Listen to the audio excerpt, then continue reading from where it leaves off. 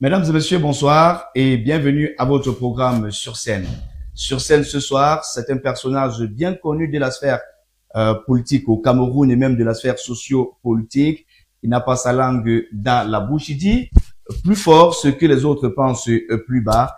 Il est leader de parti politique, président du parti républicain. Avec nous ce soir sur ce plateau, Georges Gilbert Baola, bonsoir. Bonsoir, bonsoir à la Dream Team. C'est une télévision n'est pas nouvelle pour moi, mais je crois que l'expérience dit souvent que la valeur du temps, ce n'est pas naturellement le fait qu'on soit nouveau dans le monde médiatique. Et j'estime que c'est un média qui est bienvenu.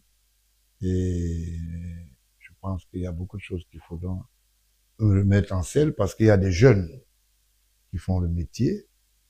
Il faut respecter ce métier.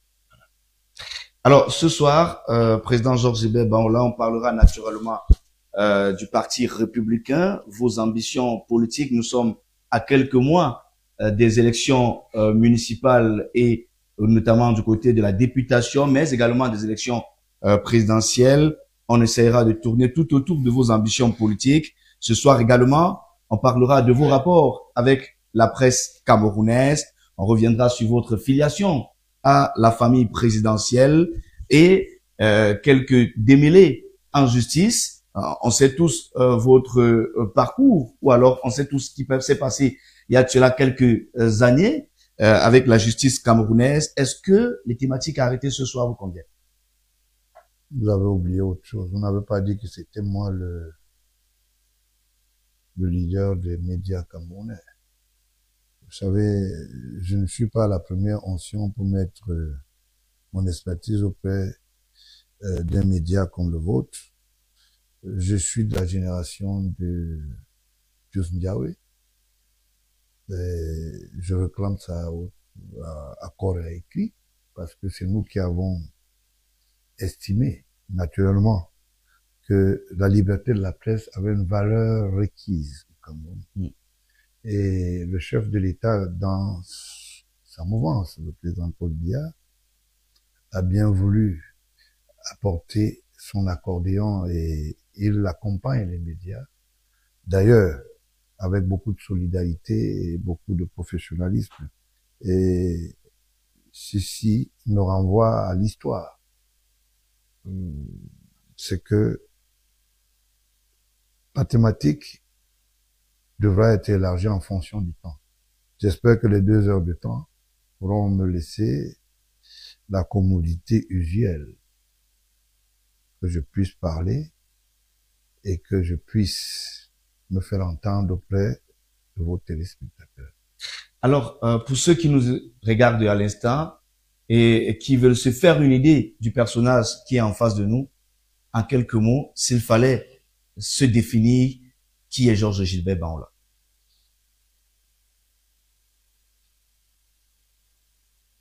Il n'est pas réfractaire de penser que, par définition, chaque être humain naît d'une famille. Et cette famille est homogénique et bilaire aussi. Et je suis un Camerounais comme tout le monde. Je suis du village de la bonne commodité usuelle Ngomeka, du côté paternel et du côté maternel. Je suis du côté des DA et via il y a un petit village, faut pas le connaître, c'est ceux qui connaissent, qui sont très proches, de Kobe, c'est le village de ma mère. Donc, et aujourd'hui, parler de moi sera une sémence additionnelle.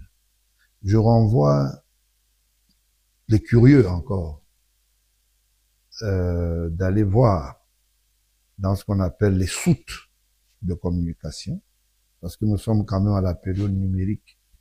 Je veux pas défaire tout mon tablier ici pour que ça ne puisse pas nous prendre trop du temps, parce que aujourd'hui je suis dans la course présidentielle. J'ai défini un programme par rapport à cela, Maintenant, je bénéficie des us existentiels universitaires, peut-être avec beaucoup de modestie. Je connais mon pays, et mon pays, le Cameroun, a déjà un homme de mon âge. J'ai 60 ans révolus. J'ai eu la chance d'être entre les deux septimonies pluralistes, je voulais dire politique, entre le défunt Haïdou et l'actuel chef de l'État, le président Paul Biya, qui est le chef de l'État exécutif, président de la République, dans un éclairage de proximité familiale.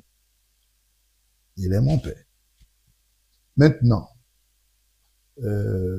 j'estime que, d'une manière usuelle, j'ai fait ce qu'on appelle un chronogramme professionnel qui ne crée pas de doute dans le monde de la communication. Au même moment, je bénéficie de d'autres entités professionnelles en tant qu'opérateur économique, mais dans des domaines spécifiques. J'ai l'habitude de dire, j'ai une proximité en ce qui concerne la caserne militaire. Ça veut dire que je suis lié à la fourniture des instruments qui accompagnent la sécurité dans le monde. Donc, en dehors de cela, je fais d'autres affaires. Dans d'autres cas, je suis propriétaire de plusieurs médias. Mais pas au Cameroun, naturellement. Quand je dis propriétaire, ça veut dire promoteur. Et c'est pas gênant de citer les noms? Non. Je veux citer les noms, si vous voulez. Allez-y. Donc, je voulais simplement le dire, du côté de Pretoria, je ne veux pas me définir une certaine orthopédie. Je suis président d'un parti et je suis dans la course. Je suis promoteur de plusieurs médias en Pretoria, du côté de l'Australie. Si, par définition, vous avez d'autres curiosités, vous irez là-bas, connaître les noms, parce que je sais quelles sont les commodités d'un acteur politique et qui est en face des autres acteurs. Donc, je ne veux pas aider les gens à créer des soupapes. Je suis promoteur de plusieurs médias. Et d'ailleurs, parrain, je voulais le dire, en ce moment, on est en train de mettre en place un média qui va avoir une très grande corporation, au moins 120 médias dans le monde, ça veut dire que la pluralité. Je parraine cela. Quand je dis parraine, ben, c'est parce que j'estime que j'ai aimé le métier et le métier m'accorde une certaine habitude. C'est que j'aime parler du monde des médias. Et en dehors de cela, j'ai un carnet d'adresses au niveau international dans la diplomatie qui me permet d'avoir une vision. Et cette vision est une vision pluraliste. Ça veut dire que je sais qu'est-ce qu'on appelle la diplomatie intra-africaine. Je sais ce qu'on appelle la diplomatie co-européenne, parce qu'il y a une différenciation, parce qu'il faut pas confondre la diplomatie intra-africaine et la diplomatie co-européenne, qui font une proximité de cohabitation. En ce qui concerne le légisme des affaires inter-États, en ce qui concerne la coopération, je sais, je peux débattre dessus parce que je suis quand même l'un des timoniers pour la création du ministère de l'économie qu'on appelle le MINPLANAT. Parce que c'est un ministère d'économie. Pourquoi? Parce que c'est un ministère, je voulais dire, pardon, de création de richesses. Avant la mort du défunt Père Kodok, qui officiellement a géré ce ministère, et sous la planification d'influence sur l'impulsion du chef de l'État, naturellement. Je fais un certain nombre de propositions à travers mes justes professionnels pour accompagner l'État camerounais. Est-ce que vous avez l'impression que lorsque vous faites les propositions, que vous êtes suivi? Oui, je ne sais pas l'impression, je suis très suivi. Je suis très suivi parce que je suis dans le combat, que je veux dire légal, de la protection du patrimoine usuel, d'abord moral, économique, social. Et j'en passe. Je vais vous donner un exemple. Nous avons été à l'époque à l'œuvre dans le cadre de la presse, le directeur de publication dont j'étais à travers le journal Le Démenti. C'est nous qui avons mis naturellement un point d'appui auprès de l'État pour qu'on revisa la grille et la foi salariale au Cameroun, là où il y avait des entités qui puisaient frauduleusement, il y avait des détournements et des salaires indus payés à ceux qui n'étaient pas des ayants droit. Ce qui nous a donné le prisme d'un îlot d'interpellés qui sont allés à la prison centrale parce qu'il y avait des gens qui touchaient des faux salaires, ils n'étaient pas des fonctionnaires. Ils touchaient des faux bons, des marchés fictifs. J'ai été à l'œuvre. Je me rappelle que j'avais une collaboration de proximité avec un certain monsieur Ndilé qui était à la direction de la SOLT. J'ai travaillé avec un certain nombre de responsables des entités publiques. Je voulais dire les ministères.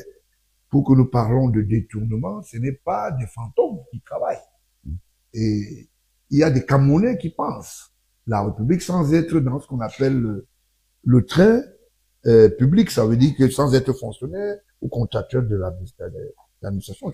Je suis très écouté par le chef de l'État. En tout cas, Georges-Gilbert Baola, on reviendra naturellement sur la lecture que vous faites de la scène sociopolitique et surtout le climat social au Cameroun dans votre posture d'observateur averti et même leader de partis politiques. Si nous rentrons dans cet entretien... Je ne suis pas observateur, je suis participant. D'accord, participant. Ouais, participant. Alors, si on observateur, c'est quelqu'un qui peut apporter une analyse sans participer. D'accord. Si on rentrait dans ce programme justement avec cette filiation avec la famille présidentielle, beaucoup aujourd'hui dans des médias, beaucoup aujourd'hui évoquent un Georges-Gilbert Baola qui s'est autoproclamé fils du chef de l'État. Alors, quel est le mot que vous collez à ceux qui ont cet avis aujourd'hui? Les ADN des enfants du président de la République, vous les connaissez? Pas du tout. Vous connaissez le nombre d'enfants que le président de la République, Paul Biya? Je m'interroge. Vous voulez faire identifier M. Baola à quel titre?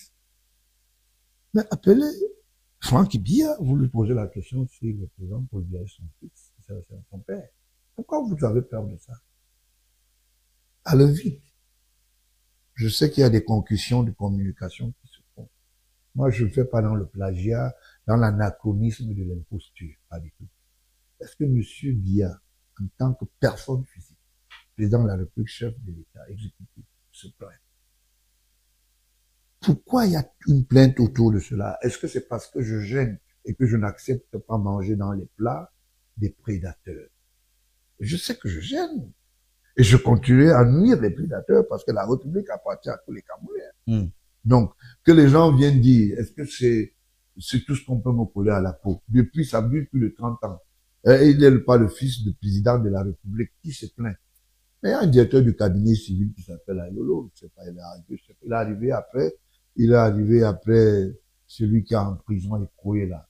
Comment on l'appelait, Mbembo est passé par là. Avant que, quand le Mbembo est passé, il y a le directeur du cabinet civil, Feu Belinga et député. Personne ne se plaint. Pourquoi c'est devenu, c'est-à-dire le dilemme des médias? Qu'est-ce que les médias cherchent là-dedans? C'est une famille solidaire et sachez que c'est une famille qui ne porte pas atteinte à la familiarité. Il faut pas que les gens passent leur temps à discuter. Parler de Maola, de son actif, ses activités. Qu'est-ce qu'on me reproche en tant qu'individu? Mais on peut pas parler toujours de les ADN. Et je voulais vous rappeler que je vous vois une photo qui est figée là. C'est pas une photo institutionnelle, par exemple, donc c'est une photo que je voulais dire, c'était au sorti de Montfébé. Et cette photo, ça me rappelle quelque chose. Allez-y. Vous savez ce que ça me rappelle? Pas du tout. La mixture de plagiat et des connexions que j'appelle les médias conneries. C'est cette photo qu'on avait collée très proche de mes parents pour dire que j'étais dans les anniversaires. Je voulais vous dire quelque chose. Allez-y. Vous connaissez le président de la République parce que lui, il est président. Moi, je le connais en tant que parent. Et vous n'allez pas changer ça. Ça reste, c'est la même chose. On s'entend au mieux, on n'a aucun problème. Alors, celui qui se sent mieux, c'est la dividende, c'est le seul père qui va dire. Mais aujourd'hui, je suis un homme de plus de 60 ans. Le président de la République est un homme émanentiellement et culturellement d'un certain âge respectable. Qu'est-ce que vous attendez de lui? Qu'il vienne dire que le président de moi, président de la République, je connais pas M. Maola. Beaucoup estiment que vous utilisez cette posture parce que vous voulez bénéficier d'un certain nombre de largesse de la part de certaines autorités de la République. Ok. Combien d'autorités se sont plaintes? Que moi, je suis allé les voir dans leur bureau pour leur demander les largesses. Les largesses de quoi? Je suis Camerounais, vous avez la même occasion d'être aux affaires. Vous pouvez postuler en tant que Camerounais comme opérateur économique ou bien en tant qu'employé dans une société. Alors, le président de la République ne se plaint pas. Ma famille ne se plaint pas. Ceux même qui ont des concussions, qui ont des parents, qui ont même des sémentiels, qui ne sont même pas notre famille, vous ne vous plaignez pas d'eux. C'est ces imposteurs qui vont passer à l'appel. Je vais vous donner un exemple. Allez-y. Depuis que le président de la République est arrivé aux affaires, il est resté in extenso tutélaire. Ça veut dire, je suis président de la République, je suis le président de tous les Camerounais. Sans exclusion. Il est resté thématiquement lié à son idéologie politique. Et avec une vision conséquente de collégialité d'une famille qu'on appelle le Cameroun. Alors, des individus s'asseyent et disent que celui-là n'est pas X, l'autre est X. Alors, quel est l'arbitrage que les médias veulent apporter? Je voulais les charger de mission, en tout cas. Quand vous avez un directeur du cabinet civil qui dit qu'il est le neveu du chef de l'État et il est à Messok, vous croyez que c'est son neveu? Parce qu'il s'appelle Rodaïlo? Ou bien vous voulez que je vous dise que je m'appelle Baola Bia Georges Gilbert? Là, on va commencer à croire. Non, arrêtez un peu ça. Je sais que ça, je tape sur le mille parce que je sais que je fais mal. Je vais vous donner un exemple simple. J'ai un petit rigolo qui est en prison, je l'appelle rigolo. C'est un prestidigitateur, c'est quelqu'un qui fait dans ce qu'on appelle pour moi, c'est un humoriste qu'on appelle plutôt un prestataire de service, comme quelqu'un l'appelait. Jean-Pierre Amourou Beninga a été mon sueur de chaussures. Ils sortent d'où? C'est des enfants que j'envoie à la présidente déposer la presse. À l'époque, j'étais encore directeur de publication. Personne ne me posait la question. Le feu Martinez dont nous pleurons tous aujourd'hui, ce sont des enfants que j'ai encadrés. Vous pensez que l'imposture peut durer combien de temps?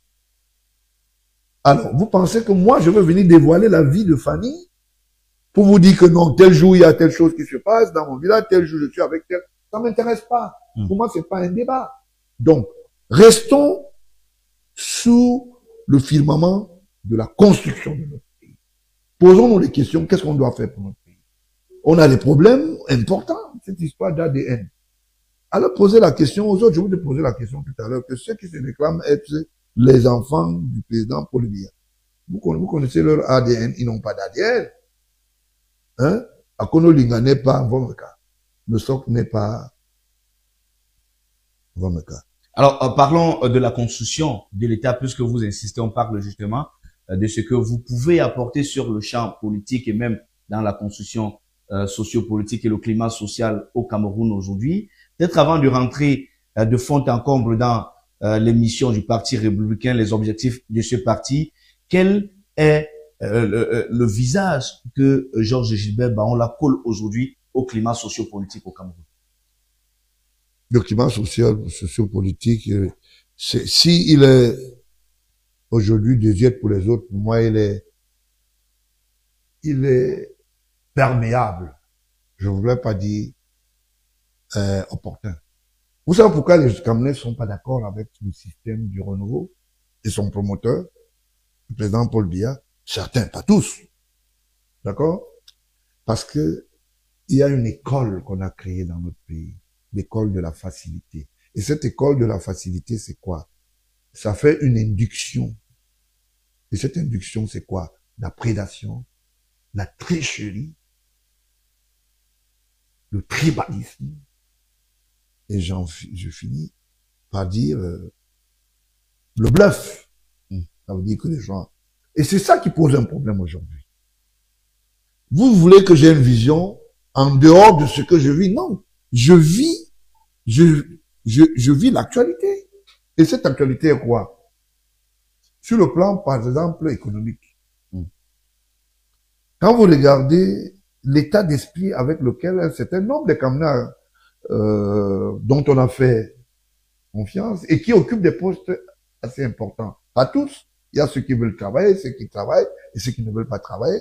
Je voulais épingler ceux qui ne travaillent pas. Est-ce qu'aujourd'hui, dans le microscope politique, économique, quand vous avez un ministre des Finances qui ne connaît pas le b.a.-ba sur le plan économique, la formation type du ministre Moutazé en tant que structure professionnelle n'est pas adaptée. C'est pour ça qu'il est devenu, il fait dans la maroquinerie publiciste. Il s'accroche à tous les événements parce qu'il n'a rien à apporter. Aujourd'hui, on parle de la douane. Si vous posez la question au ministre des Finances, parlez-moi de la douane, on ne sait pas de quoi il s'agit. Il fait ce qu'on appelle la commodité des alliages. Ceux qui en ont l'expertise. Quand vous allez au JICAM, le JICAM est devenu JICAM aujourd'hui parce que c'est la parcimonie qu'ils veulent créer. La parcimonie, c'est quoi? C'est quelqu'un qui n'arrive pas à apostropher le problème réel parce qu'il n'en a pas l'expertise. Ce n'est pas méchant de le dire. Il a été directeur général de la CNPS. Qu'est-ce que la CNPS a réjoui aujourd'hui? Il n'y a même plus les portillons au niveau de l'hôpital. Mekoulou a retrouvé quoi? Des caisses vides. Vous savez le problème que ce monsieur a eu avec Ngo, qui est parti de la CNPS? Il est parti, parce que simplement, Ngo lui faisait ce qu'on appelle des rabattements des sommes dues de la CNPS qui étaient dans la grande grâce de la trésorerie du ministère des Finances. Quand elle est arrivée, il a pensé que c'était son patrimoine. Il en a fait un patrimoine où ils se sont créés un certain nombre de firmes financières. Quand il arrive aux affaires, regardez l'éclatement des coopératives. Il y a eu des coopératives immensément installées. Et celui qui a commencé cette histoire, c'était Ababa. Parce qu'il faut éclater et créer des fusions financières pour faire évaporer les fonds de l'État. Qu'on revend dans le guichet bancaire. C'est ça la réalité. L'imposture n'est pas seulement celui qui détourne. Hein. L'imposture, c'est celui qui détourne les actions et la politique du renouveau, dont le promoteur est le chef de l'État. Conclusion faite. Il y a le président du conseil d'administration de Vision Finance qui est mort. Bokam, vous ne saviez pas ça. Bokam, c'est lui qui a créé les Vision Finance. Parce qu'il est très proche de Jean-Pierre Amougou Beninga, qui lui a fait croire qu'il était le neveu plutôt, je voulais dire, du feu Beninga et Boutou. Et ça a été animé dans le système de la prédation. Vous comprenez à peu près? Qui va réparer ces préjudices? Qui va réparer ces préjudices? C'est autant de choses que les Camerounais doivent savoir. Où vient le mal? Qui est à l'origine? Voilà la réalité. Quand on regarde aujourd'hui, sémentiellement, comment ça se passe? Vous avez un président du conseil d'administration qui est poursuivi par devant la justice parce que c'est un détourneur de deniers publics. Les postes de gendarmerie qu'il a conçus avec Amoubinga avait qualité. Il n'avait pas qualité. C'est vous qui nous informez en tout cas. Je vous donne cette information. Et il y a des archives à la gendarmerie. C'était du n'importe quoi. Ils ont organisé une guerre clandestine contre les institutions étatiques de notre pays, où on a fait croire qu'il y avait chez le voisin un coup d'État et qui a échoué dans les cellules de la gendarmerie. Ces gars sont allés faire quelques mois à la prison centrale parce qu'on voulait expliquer le bien fondé des deals, du vol, de la rapine, en salissant tout un régime. Parce que le chef de l'État, ses états de service ne doivent pas être honorés parce qu'il s'appelle Paul Biya. Arrêtez ça. Voilà. Donc, quand les gens posent des actes, il faut qu'ils assument. Jean-Pierre Amoubinga allait témoigner contre le secrétaire général ou l'ancien secrétaire général Tutu Sédioua. À l'époque où on lui avait envoyé dans l'officine du ministère de la Santé qui n'a même pas été capable. Il disait qu'il voulait faire le challenge avec son patron, M. Biya, en tant que président de la République. Ça a fini comment? C'est le même qui a créé ces mêmes postiches. On utilise les gens, on pose des actes et il ne faut pas assumer. Et dès qu'on vient dire des choses, ah non, non, demain matin, arrêtez ça.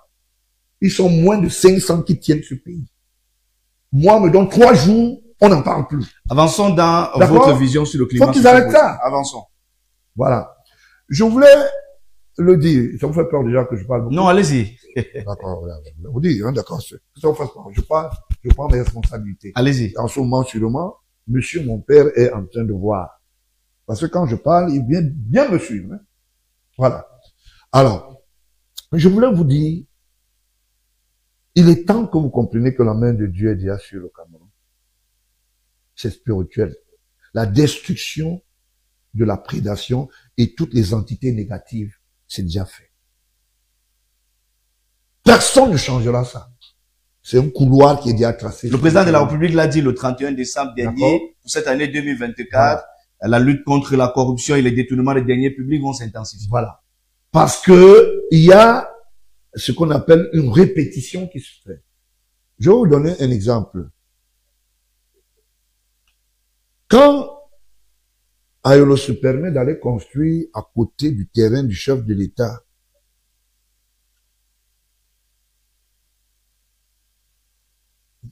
au lieu de Montfébé, je vais appeler ça le village là-bas et tout ça. Il compte sur quoi? Il compte sur la naïveté des autres. On va détruire les forêts à Ebogo 3 parce qu'on veut construire, on veut faire un certain nombre de choses. Et il dit aux gens, j'ai le décret. Il n'a pas de décret, ce monsieur. Il fait honte, chef de l'État. On va pas parler quand même d'une institution de la République de cette manière. Non, il n'est pas une institution. Il est un collaborateur. C'est seul le chef de l'État qui est une institution. Une institution est d'abord étatique, ça veut dire qu'un ministère, et celui qui assure la coordination des institutions s'appelle Paul Biya, président de la République, chef de l'État. Les gens confondent, ils disent n'importe quoi. Vous savez, la langue de Voltaire, il faut la maîtriser pas. Donc, alors, que les gens viennent dire des choses, parce que eux, ils sont paramétrés dans un comportement, je veux bien. Mais est-ce qu'ils peuvent assumer le retour? Et c'est le vrai problème que nous avons ici. Alors, quand je suis à la télévision, comme ça, j'aimerais qu'on me envoie des questions pour dire, bon, monsieur Ban, on a parlé de l'économie, parlé du social. Je suis assez rompu dans ça. Dites-nous ça, dites-nous ça. J'ai déjà expliqué un certain nombre de choses. Je ne veux pas me continuer à me fatiguer avec des gens qui larmoient. Monsieur Ayolo a écrit à certaines entités qu'on vende le patrimoine de l'État. J'ai tous les documents. Je parle, il me suit. Vous imaginez ça? Peut-être que ce serait mieux qu'on ait également les documents à nous. Vous ne pouvez pas. C'est ma source. Je voulais simplement le dire et j'ai publié d'autres. Je n'ai pas besoin de marcher avec toutes mes mallettes. Je voulais le dire. Du côté de Douala, monsieur Ayolo, vous n'avez pas écrit des lettres à certaines entités publiques de vendre à certains de vos amis des patrimoines. Je veux vous indiquer quel est le travail que vous avez fait avec le cabinet à tout. Amoubéninga en est propriétaire de combien? Boris Bertol en est combien? Vous comprenez à peu près? Jusqu'à aller créer des télévisions comme Balafon, des conneries pareilles. J'assume ce que je dis. Ils ne peuvent pas, ils savent qui est en face. Donc, comment on peut vivre avec des gens comme ça? Regardez l'histoire de Carrefour, qu'il a transformé. Il dit que c'est le secrétaire général de la présidente de la République, Ngongo, qui est derrière. Mais c'est des conneries, monsieur. Arrête ça, monsieur Ayolo. Carrefour est ce qu'on appelle sous la convention du président de la République en tant qu'entité additionnelle sur le plan diplomatique et commercial. Et Carrefour a été encouragé par le chef de l'État pour s'installer au Cameroun. Alors, aujourd'hui, on va dire, le secrétaire général est allé signer à son nom et qu'il a le patrimoine foncier et il a fait plutôt géré par Thiès. Mais ça me fait beaucoup rire. Vous pensez qu'un secrétaire général, ministre d'État, peut aller créer une affaire comme Carrefour? Jean-Gilbert Baola, je voudrais que ce soir, on sorte des dénonciations. Non, non, non. Si on vous a dit ça, moi, je suis venu parler du choses. Je voudrais qu'on parle simplement de... Non, vous ne pouvez pas parler du parti sans parler de ce que je fais. On a une ligne de conduite. On a une ligne de conduite dans ce programme. Bon, ok. Vous comprenez que c'est la censure. Vous lui envoyez un message et vous suivez que c'est l'incapacité auditoire. Non. Bon. Vous me demandez de dire ce que vous voulez et ce que vous voulez entendre. Mais vous ne voulez pas que je dise au cabinet comment ça se passe. Je dis bien, on a une ligne de conduite dans ce programme. Bon, vous allez me dire quoi? Vous voulez parler de mon parti? On parle du climat social au Cameroun. Le climat social, c'est ça? Je voudrais simplement qu'on reste dans votre perception des différents domaines. Mais je suis en train de dire des choses qui se passent. Je ne peux pas ne pas dire ce les connaître, dire aux gens quels sont qui sont les auteurs. Je voudrais qu'on sorte donc de l'idée selon laquelle, ça fait peur à la. Je voudrais qu'on sorte donc de l'idée selon laquelle on va indexer les uns et les autres. Non, j'indexe les gens qui vont casser plus. Il y a les tribunaux, non.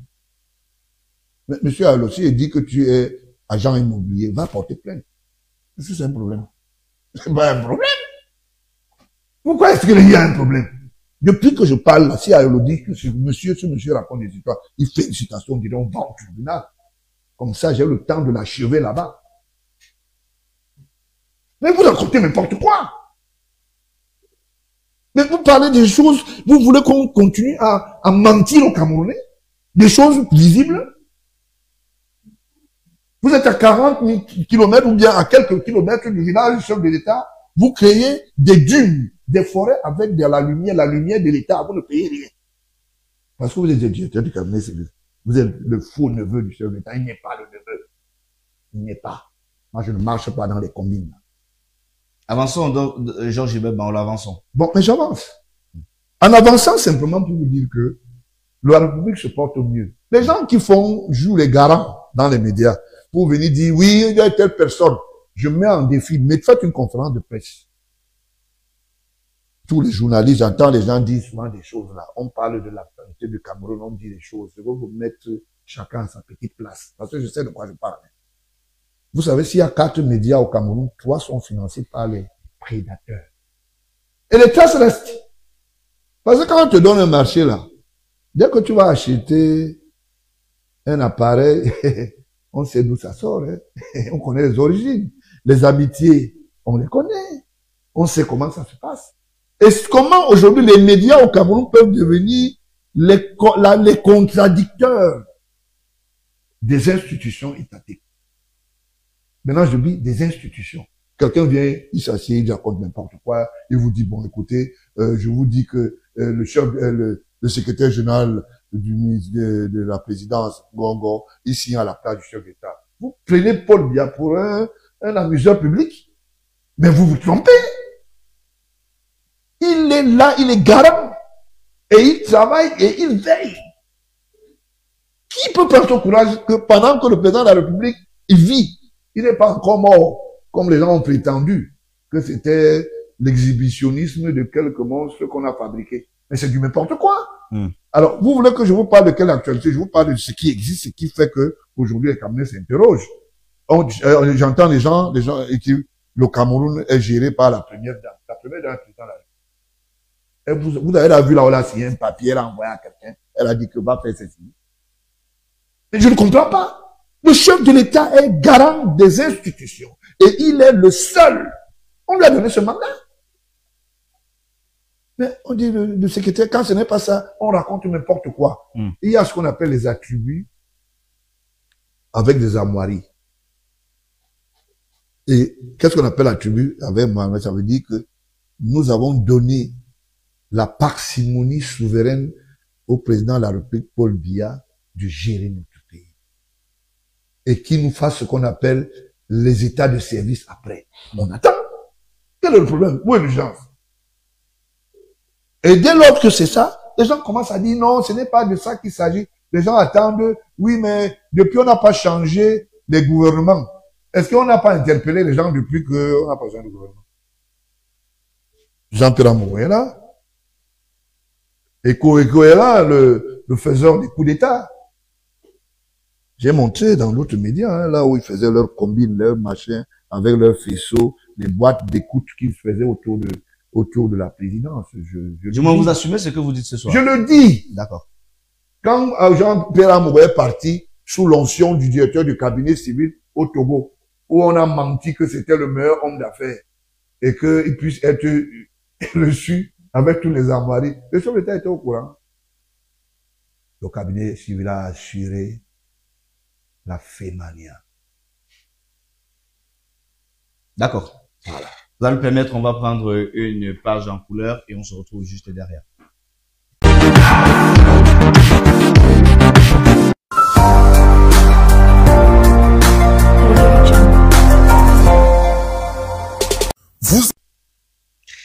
Retour sur ce plateau de Sur Scène. Nous sommes toujours en compagnie de notre invité ce soir, Georges Gilbert Baola. On vous dit merci à tous ceux qui sont connectés sur RBM Télévision pour nous suivre ce soir. Ils sont tellement nombreux d'ailleurs ce soir. C'est quand même quasiment un record d'affluence qu'on fait ce soir dans le cadre de ce programme. Georges Gilbert Baola, on reste toujours dans l'actualité de votre parti, le parti des Républicains. On prépare les élections présidentielles au Cameroun. Certains partis politiques sont déjà engagés justement avec la mise sur pied d'un programme, le Mouvement pour la Renaissance du Cameroun, qui a mis au devant de la scène son président, du moins celui qui va accompagner ce parti aux prochaines élections présidentielles, le Parti camerounais pour la réconciliation nationale, qui est dans les eaux troubles entre le président national et les pères fondateurs de ce parti, qui doivent se retrouver devant la justice camerounaise pour savoir qui parlera au nom de ce parti. Le RDPC qui se prépare certainement pour le congrès de ce parti et bien d'autres partis. Du côté du ministère de l'administration territoriale, on parle quasiment de 300 partis politiques qui sont recensés aujourd'hui. Aujourd'hui, lorsque vous voyez ce climat socio-politique au Cameroun, vous vous dites, est-ce que ceux qui ont pensé aujourd'hui à l'union de l'opposition pour aller challenger le parti au pouvoir, ont-ils raison? Ou alors, est-ce que le RDPC va toujours faire chemin seul aujourd'hui en voyant tous ces partis de l'opposition-là qui ne sont pas unifiés?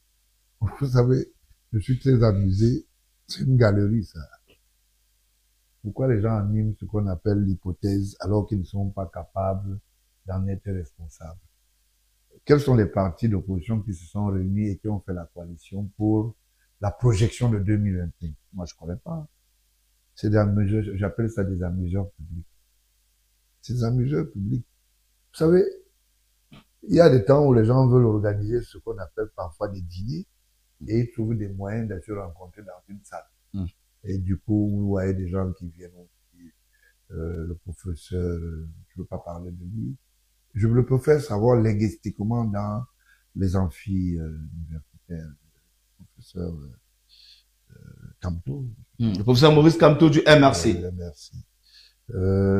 C'est un petit pleurnichard qui a oublié ses coéquipiers à la prison. Je voulais dire à Boubou Nissa qui est à Fauroué de rester ferme est fort, Dieu vous protégera. Mais ne comptez pas sur un pleurnichant comme celui-là, parce que je veux le dire aujourd'hui, parce que il fallait que je le lui dise un jour.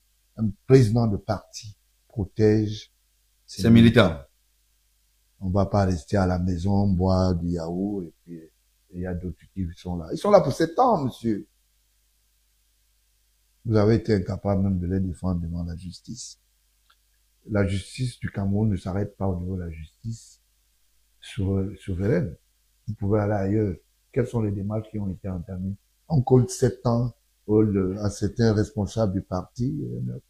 On se retrouve avec un monsieur qui est un amuseur public parce qu'il s'appelle le professeur Campbell. Bon, ben, vous savez, c'est la fabrication du professeur Joseph Ounapé à son âme. C'est son écurie. Donc, on comprend tout de suite pourquoi il peut se comporter comme ça. Bon, maintenant, si on veut parler du PCRM dans la clandestinité, j'avais bien dit à l'époque, hein, si on ne peut pas créer un parti, ne faites pas pignon sur rue en disant vous êtes un homme politique. On ne fait pas ce qu'on appelle les emprunts des entités politiques. Non, c'est pas comme ça. Ça veut dire que au premier plan, c'est une faillite totale. D'accord?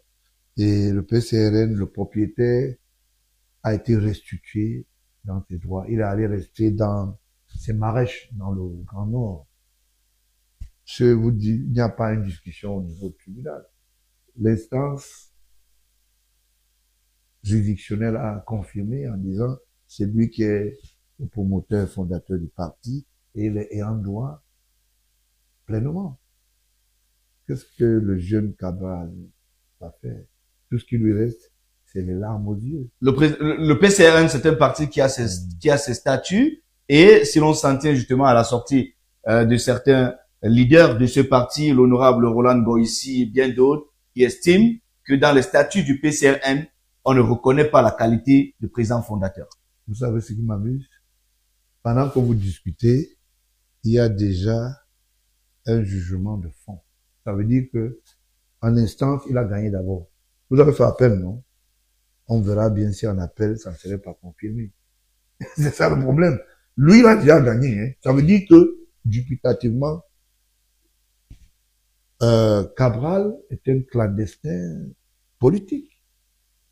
Il n'a pas de parti. Je sais pas, je veux parler un peu à ma cellule de communication.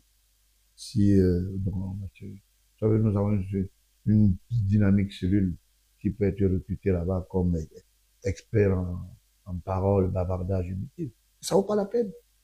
C'est des gens qui n'écoutent pas les conseils. On les parle de, vous ne pouvez pas vous entêter sur quelque chose dont vous savez qu'au départ vous allez perdre. Je dis, le monsieur a gagné en instance. Les gens qui viennent faire le bavardage inutile là, je les mets en défi. Que quelqu'un fasse, ne serait-ce qu'un logo du parti maintenant, au nom du PCRN. Monsieur Cabral, vous êtes député. Député sans parti. Tentez de faire seulement une publicité en disant, allez chercher les tricots. Ou bien vous demandez ne serait-ce que une assise politique pour faire là, ne serait-ce que un petit débat entre vous. Personne ne va vous accorder ça. Le MINA ne peut pas. Le MINA va faire prévaloir les droits. De quoi vous parlez? Bon, il y a un parti qui est du côté du NUM là. Il y a une dame là. L'UDC. L'UDC. Je pleure sur son époux qui était quand même Adamou Ndamjoya. Qui avait Adamou Ndamjoya. Une vision de la politique. Entre les marchés à construire et les hangars, on ne respecte même pas le cahier de charge. Vous refusez de l'eau dans votre propre village. Les Allemands ont mis 17 milliards, je ne sais même pas si c'est encore là. Elle a dit qu'elle ne veut pas. Si elle n'a pas les retours, Bakchiche. Vous comprenez à peu près. Moi, c'est ça qui m'amuse. Bon, de quel parti? Mon petit frère, comment vous l'appelez? Joshua. Joshua, lui, est en train d'attendre qu'on lui fasse un petit clin d'œil qui peut avoir un petit poste dans le système. Quelle est la position du Parti républicain autour de cette alliance politique qui pourra aller justement compétir contre le parti au pouvoir en 2025. La position du parti républicain, c'est nous sommes dans la tenance de la continuité. Nous ne sommes pas avec des gens... Vous allez aller en solitaire? Pourquoi? Nous accompagnons le chef de l'État. Et je vous ai dit que c'est le candidat naturel du RDPC. Hein. Jusqu'à date. On va l'accompagner. Nous sommes unanimes. Nous sommes prêts à prêter le flanc à une bonne expertise et à une vision politique constructive. Vous voulez qu'on aille discuter, qu'on a s'asseoir avec des gens qui vont nous dire, allez casser, allez marcher, alors que dès qu'on va interpeller un militant, tous vont dire, chacun va rentrer chez lui, rester avec sa famille. Vous avez vu ça où? Vous avez vu le président Ni Jong-un d'ici. Quand on touchait à un militant, c'était son affaire. Vous avez vu le président Paul Biya, quand on touche à un militant, indûment, hein, du parti au pouvoir, c'est son affaire. Mais c'est que le bavardage. Beaucoup de choses dans les réseaux sociaux. Comme je finis de parler, là, on va commencer, le président Barlet, il est ceci, il a fait ceci. Est-ce qu'il gagne quoi en le faisant? C'est de l'anachronisme, ça vaut pas la peine. Aujourd'hui, là, au plébiscite, en dehors de la clandestinité, le directoire même de votre MRC là, c'est quoi? Quelles sont les personnes représentatives? On a demandé pour le Parti républicain, nous sommes très bien assis. Je sors d'une tournée européenne, je repars dans quelques jours. Nous sommes en train de nous battre que il y a ce qu'on appelle... Les élections ne se gagnent pas à l'étranger, il faut avoir une assise locale. Non, je suis désolé. Si vous voulez exclure les Camerounais de la diaspora, nous on veut qu'on les... C'est pas notre avis en tout cas ce soir. Ok. De toutes les façons, nous on est dans ce qu'on appelle la complémentarité dans les urnes, en ce qui concerne le vote. Est-ce qu'aujourd'hui, le président Georges Gilbert Baola du Parti républicain, qui s'allie derrière le président naturel du RDPC pour la prochaine échéance électorale de 2025, est-ce qu'il n'est pas dans la même mouvance que certains leaders de partis politiques qui sont dans la majorité présidentielle et qui veulent ne serait-ce qu'un poste au sein de l'appareil étatique? Momo Jean de Dieu, il avait combien de militants pour être là au ministère? Allons-y, puisque vous dites que majorité... C'est moi qui pose des questions en tout cas. Non, non, je m'interroge. Je ne me pose pas des questions. Hein? Qu'est-ce qu'il fait là-bas? C'était la pitié. Il est venu avec des grands, des éloquents, oui, je veux faire ceci. Aucune expertise, non. Il n'a même pas pu réunir 50 personnes dans sa porte. Il y a l'UNDP avec son président national qui est dans l'appareil étatique depuis plusieurs années. Ouais. Est-ce que vous êtes dans cette même mouvance? Georges Gilbert Baola qui sera auprès du RDPC en tant que parti républicain et qui va apporter ou alors demander à ses militants d'aller voter le candidat naturel du RDPC en espérant. Je vous dis qu'il n'y a rien à faire. Nous accompagnons le chef de l'État, le président Paul Biya, et nous allons soutenir sa candidature. Vous vous situez où en 2025? Quoi? Vous vous situez où en 2025? Comme compétiteur. Mais si c'est quelqu'un d'autre, je veux gagner les élections. Hein. En dehors du président Paul Biya, je veux gagner les élections. Parce que je vais vous dire pourquoi. Allez-y. Schématiquement et stratégiquement, nous sommes installés dans les 10 régions. Institutionnellement, en fonction de la mouvance hein, de nos lois, nous sommes liés c'est-à-dire à la participation non exclusive de la diaspora dans nos urnes. Donc, nous avons déjà une frange d'électorat. Beaucoup vous diront que la diaspora ne représente quasiment rien dans l'électorat au Cameroun. Non, c'est ce que vous dites. C'est ce que vous dites. L'année dernière... On a vu les élections de 2018. Les élections de 2018. Combien de personnes ont participé sur le plan national?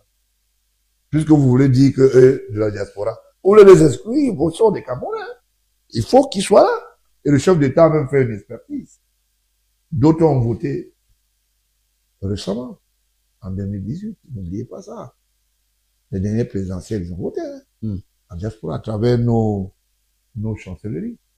Alors, quel est le problème qu'il y a?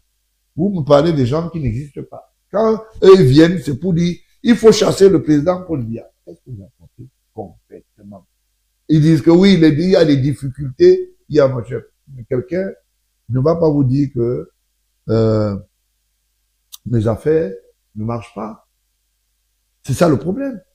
Si on pose la question aujourd'hui à un certain nombre de nos pères politiques, je vous l'ai dit, PAIR, hein, PS, je vous l'ai dit, nos pères politiques, ils vont vous dire que c'est lui qui nous empêche de faire la bonne démocratie, c'est le renouveau, parce qu'on ne nous demande pas de nous réunir. Vous pensez que si moi, bon, là, je veux réunir 2 millions de personnes, j'ai besoin, est-ce que j'ai besoin d'arriver à ce niveau-là? De la mendicité militante? Non, pas du tout. J'ai fait un travail il y a plus de 30 ans.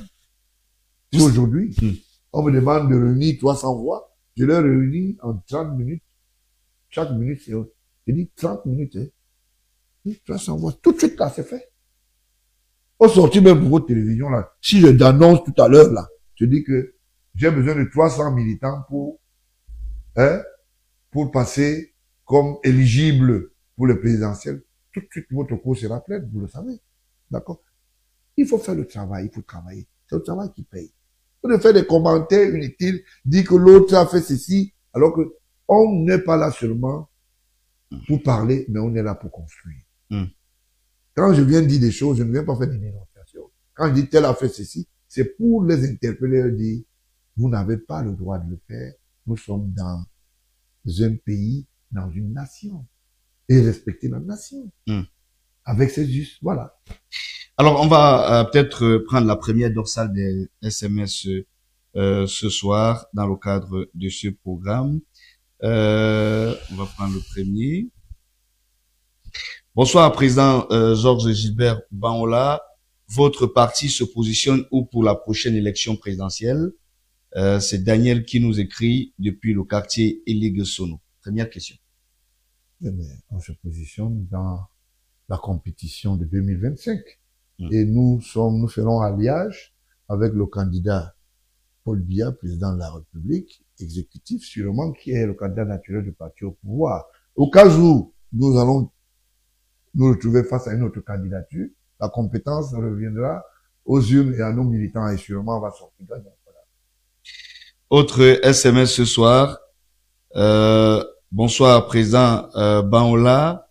Ça fait quelque temps que je ne vous suis plus dans les médias. Est-ce que c'est une restriction qui a été faite à votre niveau? C'est Christelle qui nous écrit depuis le quartier qui a Yaoundé. Non. Est-ce qu'il y a une restriction pour laquelle on ne voit plus le Georges Gilbert Banhola? Non, je suis désolé, il y a ce qu'on appelle j'ai un chronogramme professionnel. Il n'y a aucun problème pour parler. Je n'ai aucun problème, je ne me suis interdit de rien. Mais mon temps est chronométré en tant que président du Parti républicain. Il y a un programme que je suis avec mes collaborateurs, et puis j'ai ce qu'on appelle les conseils en communication. Je ne veux pas passer mon temps à dire un certain nombre de choses, ou bien être répétitif. Quand je dis des choses, il faut qu'on avance, comme vous le dites. D'accord. Un autre message, c'est un message de Christian du quartier Toudi. Bonsoir président, bonsoir à Ayman. Très belle émission ce soir. S'il vous plaît, j'ai une question pour le président Georges Gilbert Banhola. Est-ce que lorsque le président Paul Biya, est-ce que lorsqu'il dit être l'alternance, si le président Paul Biya n'est pas candidat à la prochaine élection, sur quoi se base-t-il pour battre les partis comme le MRC, le PCRN, l'UNDP, qui ont déjà une certaine assise sur le plan local?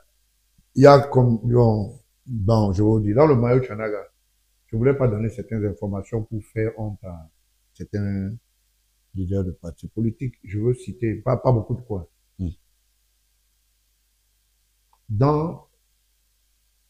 Je veux donner, par exemple, il y a eu des démissionnaires. Dans le SDF, récemment, pendant leur congrès ici, il y a eu beaucoup de choses qui sont passées. Si les gens démissionnent dans les partis, à l'UNDP, machin, on va pas vous donner, on va pas vous dire. Mais, pour la liste, par exemple, de ceux de Mayo Tchanaga, en dehors de Mayo Tchanaga, il y a beaucoup de gars du MRC qui sont venus avec nous, Je n'ai pas besoin d'en faire une publicité. Vous comprenez à peu près? Vous n'êtes pas très sûr qu'il n'y a pas les militants du PCRN qui sont démissionnaires, et qui sont venus vers nous. Mm. Je vais vous donner des exemples comme ça parce que c'est vérifiable. Je vous le dis. Le Mayo Tchanaga, par exemple, tous les militants du Mayo Tchanaga, du MSC, ont démissionné. Et j'ai rendu sur la public. Si le professeur Kamtopin me dit non, qu'il puisse me démentir, ne serait-ce que par dans son Twitter, non? Voilà, c'est tout. C'est ça. D'accord, on va prendre 2 derniers SMS avant de continuer justement dans le cadre de ce programme. Bonsoir RBM Télévision. L'émission, elle est très belle. Bonsoir au président Georges Gilbert Banhola. Président, est-ce que vous pensez que Paul Biya, c'est le meilleur choix pour 2025 pour les Camerounais? C'est le meilleur choix dès lors que les Camerounais pensent que c'est lui qui doit continuer à gérer les affaires. Et si l'aptitude de l'intéressé lui permet de continuer à le faire. Je n'ai pas besoin de créer la sanction. Il n'y a pas une sanction qui dit que à un certain âge, on n'est pas éligible. D'accord? On ne peut pas postuler comme président de la République. Et si le parti au pouvoir et ses pairs lui font encore confiance, et qu'il soit le candidat naturel jusqu'à date où je suis en studio, ça veut dire qu'il est capable de continuer à gérer. Voilà. Dernier SMS ce soir, c'est un SMS de Mathurin depuis le quartier Mimboman à Yaoundé. Bonsoir à vous en studio, belle émission. Bonsoir à toi Eman et bonsoir à RBM Télévision. S'il vous plaît, est-ce que on peut savoir combien de militants compte le Parti républicain du président Georges Gilbert Banhola sur le plan local? Oh, je peux vous rassurer que, je vais vous donner une jauge, une jauge simple. Prenons par exemple Douala. Je veux parler de Bonabéry, je veux parler de Panda, je veux parler par exemple du quartier Makea, je veux parler de Nouvelle 1, Nouvelle 2, Nouvelle 3. Par exemple, à Douala, nous avons en ce moment-ci, on a plus de 2 millions de personnes. Ça, je vous l'ai dit, c'est vérifié, hein. C'est vérifié. Le dernier défilé qu'on a fait à Douala, nous avons fait on était prêt à faire plus de 60 parquets. Beaucoup de personnes vous diront également que habituellement dans les fêtes, on sait comment ça se passe et moyennant quelques quelques petites non d'hasard. Non, on ne fait pas dans ça. D'accord. On ne fait pas dans ça. Et localement, dans les 10 régions, nous sommes installés. La preuve en est qu'il y a des grosses démissions. Bon, vous voulez même que je peux aller plus loin. Il y a des conseillers de certains partis qui ont démissionné pour nous. Conseillers, hein? Ça veut dire que ils sont institutionnellement conseillers, mais qui ont déjà démissionné de certains partis. Vous voulez qu'on n'est pas là pour les exposer. Le temps venu, vous allez les voir, hein? Vous comprenez? Et c'est le parti qui fait un travail de fond. Non seulement le parti accompagne l'État du Cameroun, institutionnellement, par son promoteur, mais nous faisons ce qu'on appelle le cap de ce qu'on appelle la masse vers les unes pour que les Camerounais apprennent à aller vers les unes et sanctionner ou élire. Ce n'est pas en restant à la maison que vous dites que vous avez fait l'abstention, que ça vous apporte quelque chose. Allez vous déclarer, vous dites que non, on n'est pas d'accord avec ceci, je vote telle personne. Quel est votre objectif pour les prochaines échéances électorales, au-delà d'accompagner le chef de l'État, Paul Biya? Quelles sont les attentes du Parti républicain? Est-ce qu'il y a une attente, par exemple, des postes de responsabilité au sein de l'appareil étatique? C'est quoi les attentes du Parti républicain lors des prochaines échéances électorales, au-delà d'accompagner? Ça demeure les clauses internes de notre parti. On va pas vous dire comment on va se partager les choses ou bien quelles sont les modalités que nous aurons avec le parti au pouvoir.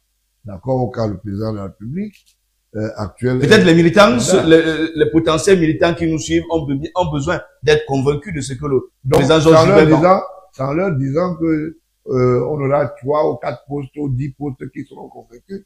Je suis beaucoup trop convaincu du fait que je viens de dire des choses qui voient. Bon, je vais vous donner un petit exemple. Allez-y. Vous savez combien de personnes le Parti républicain aide par jour, ne serait-ce que socialement? Ça veut dire que vous arrivez avec votre problème. Vous êtes dans un commissariat, on intervient. Vous avez un problème à l'école, on intervient. Je parle, même le premier ministre, John Goutessé, il voit mes correspondances. Quand il y a un problème, nous intervenons pour dire il faut rétablir l'ordre et le droit. Par exemple, nous sommes pas l'histoire de la foncière au Cameroun, c'est le Parti républicain. C'est pas parce que c'est le président Baola, c'est le Parti républicain qui a pu mettre. Et à la fin, nous avons gagné le pari. Le chef d'État a demandé qu'on restitue tout le patrimoine de l'État dans le parc et dans le parc national de notre pays. Ça veut dire que ceux qui ont détourné les terrains, qui ont détourné un certain nombre de choses, même si tu as la présidence là, sache que tu dois enlever tes pieds là-dessus. C'est comme à tout, par exemple, il a préparé déjà son crime de lèse-majesté. C'est un homme bizarre, qui ne comprend rien, mais il va rejoindre son ami à Mougou. Parce qu'à Mougou, vous êtes au courant qu'à Mougou, il a acheté le patrimoine de l'État. Vous voyez alors. C'est vous qui nous informez en tout cas. Je vous donne cette information. Même les journalistes, les Boris Berthold sont d'État. Donc ils prennent, non, Boris Berthold, lui, c'était au marché, il a quelques petits comptoirs qu'il a mis quelque part. Donc il écrit un peu, ça fait plaisir aux gens. J'avais dit à l'époque que je devais publier ces mandats. J'ai oublié ça, il faut que je publie quand même le transfert de ces mandats qui sont faits par certaines personnalités de la République, qui nourrissent le schéma de l'ignominie, c'est-à-dire la légèreté. Payer quelqu'un pour raconter des histoires à longueur de journée, dire n'importe quoi sur les gens, et vous pensez que ça va marcher. Parce que on va lui donner 2 ou 3 rames, machin, tout ça. Bon, mais nous tous, on va passer maintenant à la lampe pour dire, voilà ce qui se passe. Et ceux qui sont à la présidence, qui ont détourné les biens avec atout, je vous dis devant la télé. Vous savez comment ça va se passer? Non seulement ces patrimoines sont déjà abstraits. Ça veut dire que vous n'êtes plus propriétaire parce qu'il y a un décret du chef de l'État, garant des institutions, des sceaux de la République, qui reversent cela. Deuxièmement, vous serez poursuivi. Vous savez comment? Quand vous avez un monsieur comme Kamanke qui se cache aujourd'hui, il se cache. Vivez comme nous, moi je me balade partout, moi j'ai pas de problème.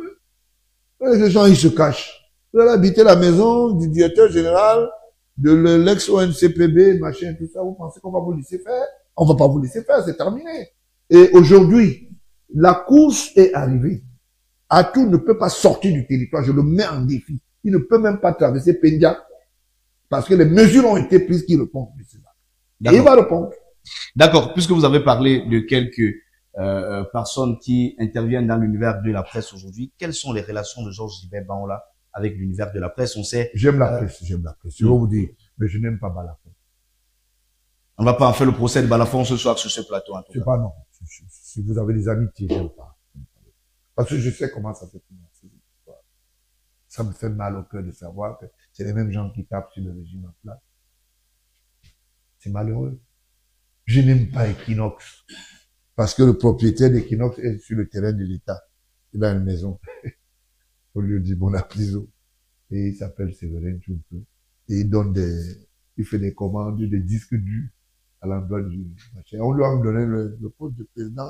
Il dit, la Commission nationale de délivrance de la presse. De la carte de presse. Vous en avez une? Pas encore, en tout cas. Il n'en a pas délivré, là, depuis. Il attend le budget. Il aime le budget. Voilà des gens qui, c'est-à-dire, le pays, c'est l'élément fondamental. Même quand quelqu'un ne peut pas organiser, ne serait-ce que la profession. Vous êtes en face de moi, vous n'avez pas de carte de presse. Je suis sûr que vous avez demandé, on ne vous en parle même plus. Depuis 2 ans, en tout cas. Depuis 2 ans. Voilà. Vous voyez, voilà des gens, des imposteurs qui veulent gérer la République. Voilà. Dès qu'on veut parler, ah oui, mais je vais aller sortir. Vous allez sortir les dossiers de quoi? Vous allez sortir les dossiers de quoi que vous êtes sur les biens de l'État. Personne n'a rien à vous dire. Dès que vous voulez parler, vous allez organiser un bal masqué dans le studio bleu. Vous appelez Séverin Tchoumpe. Ouais. Écoutez-moi ça. C'est des gens, ça. Séverin Tchoumpe est l'ami très intime de Amourou Belinga. Les reportages, non, laissez-moi parler. Allez-y, mais on va pas faire, on va pas parler de médias. On parle de la presse. Mais je parle de la presse. Ils étaient tous les jours sur le président Touadéra. Ils mangent dans les mêmes plats. On voit ces reporters dans les mêmes plats. Il y a même Noufele il a disparu, il est allé au Canada ou quoi. Il ne parle plus en Centrafrique. Il ne parle plus en Centrafrique. C'est fini l'émission. Vraiment. Vraiment. Quand je regarde les jeunes d'aujourd'hui, je me pose des questions. Sont-ils patriotes? Après, un matin, on vient vous donner un exemple. Regardez dans le tabloïd de Nouvelle Expression. Là, ils font des publicités, des journaux. Je peux vous dire quand est-ce qu'ils ont commencé à manger ensemble. On voyait anecdote à l'époque. C'était déjà écrit derrière. Les gens se passent des témoins, ah oui, mais le ministre des Finances dit quoi? J'attends ma facture de pluie. Et les publics reportages fabriqués. Quelqu'un fait 4 pages, il est payé à 4,9 millions. 4 pages de publicité plat. Sans couleur. Ça veut dire qu'au fait, 4,9 millions. On a vu, on a publié. C'est pas moi qui le dis. Vous imaginez ça? Beaucoup vous diront également que c'est parce que à son époque, les directeurs de publication, Georges Gilbert, on n'en a pas bénéficié. Non. Je peux vous dire, j'ai travaillé avec des institutions, on a payé. Rubis sur ongle. Mais on faisait un travail sérieux. Quand on faisait un public reportage, quand tu te faisais payer, c'était à la valeur requise. Parce que tu étais sur le terrain, tu as fait une enquête, tu as utilisé une expertise, il y a des journalistes qui ont travaillé, et je payais. Normalement. Alors, mais si aujourd'hui, les mêmes gens sont devenus des imposteurs, ils posent un certain nombre d'actes, comment un journaliste peut aller toucher l'argent du contribuable au ministère des Finances et en tant que fonctionnaire alors qu'il n'est pas fonctionnaire? Il y a un certain Jacques. Je n'ai pas donné le nom. Je sais que ça va te déranger beaucoup. Parce que c'est un bon frère. Il dit que tu t'es mis au collège. Il y a plein comme ça. Et dès qu'on veut parler, non, vous savez, on va marcher, vous allez faire quoi? Vous allez faire quoi? Vous allez marcher alors qu'on vous tient. Vous savez pourquoi est-ce qu'ils souhaitent que Moutazé soit là? Parce que Moutazé est la libellule qui a financé la presse fictive dans ce pays. Avec son ami Ayolo. Je le dis. Parce qu'ils ont cru que c'est avec ça qu'ils vont déstabiliser le régime de Pondiaï. Est-ce qu'aujourd'hui, c'est parce que Georges Gilbert Baola, comme on le dit vulgairement, n'a pas sa langue dans la bouche, il dit tout haut. Est-ce que c'est la conséquence de tout cela qui est arrivé à la radio mise sur pied du côté du quartier Sos?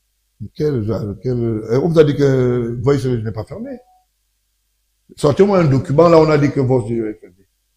Il y a quand même cette décision. Quand on ferme une radio, ouais, je dis, Conseil national de la communication. Je dis, si on dit que votre télé, RBM Télévision est fermée, ça on vient fermer les portes.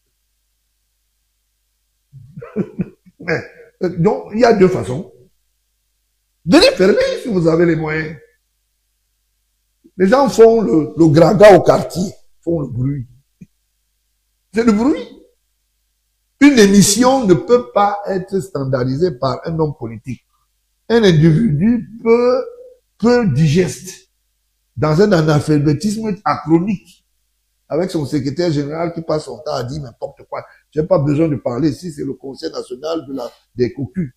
Non, de la communication. Conseil national de la communication. J'ai cru que c'était le Conseil national des cocus. Voilà. C'est du n'importe quoi. Quelqu'un qui standardise un média international, il y a quelques jours, le français approximatif. J'ai demandé à TV5 qu'il s'explique. What is a problème? Il sait même pas là-haut. Un média international, quand il a une antenne, monsieur, si vous ne le savez pas, je vous apprends là-bas au Conseil national, non, Conseil national de communication. Peut-être je me suis trompé. Voilà. On n'écrit pas un média, on interpelle un média. On ne dicte pas un média. On interpelle un média. On se pose la question. Et on fait ce qu'on appelle la diatribe d'échange. Quand il y a ce qu'on appelle un constat qui est fait dans ce qu'on appelle l'éthique. Voilà des gens qu'on ramasse au quartier, c'est pas là où on les ramasse. Quand tu sors de sa CRTV, tu n'as pas du n'importe quoi. Bah quand même, ils ont fait l'épreuve du côté de la CRTV. Quelle CRTV? Mais si tu veux parler, tu parles le pidgin à la place de l'anglais, c'est que tu as réussi. Mais dis donc, vous parlez du n'importe quoi. Je vous dis quelque chose. Ce monsieur a été à l'université. Il était trop faible. J'ai même ses notes universitaires. Vous savez que je publie ça? Je connais ses collègues de universitaires. Parce que moi, quand quelqu'un s'attaque à moi, j'entre dans ce qu'on appelle des boyaux, monsieur. D'accord, on ne fait pas un procès du président du CNC ce soir. On dit naturellement que il attend être ministre. on va naturellement dire que les relations ne Il va sont à pas bonnes. l'église, il va à Les l'église. relations ne sont pas au beau fixe entre Georges Gilbert Non, Baola, c'est pas de ça qu'il s'agit. promoteur de médias et le CNC. Non, je n'ai pas ça, c'est pas ça. Même Hunt, qui se balade là depuis, là, c'est pas si c'est Père Hunt, il y a, Le secrétaire général du Conseil national. il est secrétaire général à vie, là-bas. Restez là-bas, tu vas avoir tu attends le poste de ministre, tu auras. Donc, voilà des gens qui sont des imposteurs. Vous savez depuis combien d'années je connais M. Hunt? Depuis plus de 20 ans. Je parle d'ici. D'accord? Vous savez depuis combien de temps je connais Tchala Bolokon, je ne sais pas comment il s'appelle ce monsieur. Si c'est Tchala ou... Non, le président du CNC, c'est Joe Chibonken Kalaboussé. Kalaboussé. Si c'est Kalalo, mais je ne sais pas. Kalalo, ben, quand même, c'est, Non, Suzanne Kalalo, ben, c'est deux personnes. Ça se ressemble, les deux. Voilà quelqu'un qui écrit. Prenez le dernier communiqué qu'il a fait. Il m'a même communiqué. Monsieur, comme vous ne comprenez pas ce que votre rôle, vous écrivez aux médias concernés.